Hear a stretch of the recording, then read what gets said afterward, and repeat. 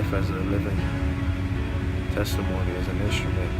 You know, just like the same stuff that you're doing or that you have done, I've already done that, and I'm not doing that now. It's not because I'm afraid, but it's because God came into my heart and changed it. He's reminded that his person's weak. He won't seek help, because the sin in them is birth conceit. His smirk has ceased. Now his heart thirsts deceit, immersed in grief.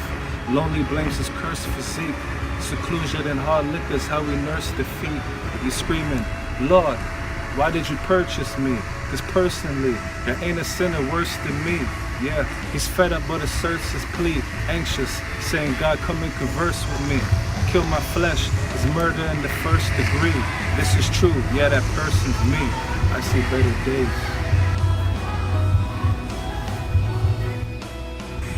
I call it the Warden Underground Community Church.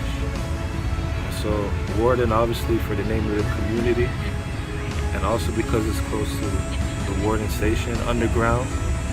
Two reasons for that. One, because of the train that you can hear in the background and that we've seen.